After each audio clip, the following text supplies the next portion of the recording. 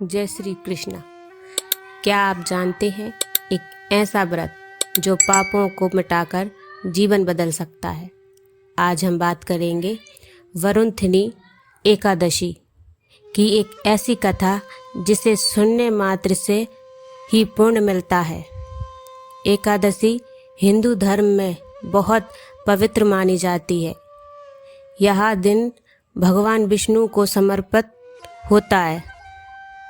जो व्यक्ति एकादशी का व्रत करता है उसके सारे पाप धीरे धीरे समाप्त हो जाते हैं। वरुणथिनी एकादशी का अर्थ होता है रक्षा करने वाली। यह व्रत मनुष्य को दुख, दरिद्रता और दुर्भाग्य से बचाता है।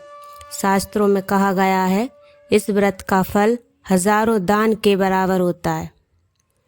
बहुत समय पहले एक महान राजा थे, राजा मधादत्त।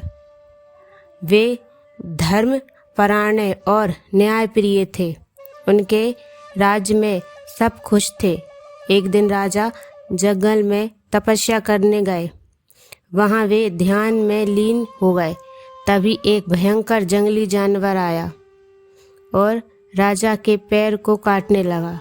लेकिन राजा ध्यान में इतने लीन थे कि उन्होंने कोई दर्द महसूस ही नहीं किया। जब भगवान विष्णु ने यह देखा तो वे तुरंत प्रकट हुए और उस जानवर को दूर भगा दिया।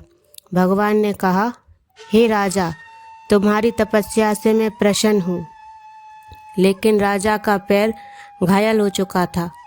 तब भगवान ने कहा, तुम वरुणथिनी एकादशी का व्रत करो। इस व्रत के प्रभाव से तुम्हारी शरीर और भाग्य दोनों ठीक हो जाएंगे। राजा ने वैसा ही किया। पूरे नियम से व्रत रखा और कुछ ही समय में उनका पैर पूरी तरह ठीक हो गया और उनका जीवन सुखमय हो गया। व्रत की विधि: सुबह जल्दी उठें, स्नान करके भगवान विष्णु की पूजा करें, व्रत का संकल्प लें, पूरे दिन उपवास रखें, रात में जागरण करें। क्या नहीं करना चाहिए?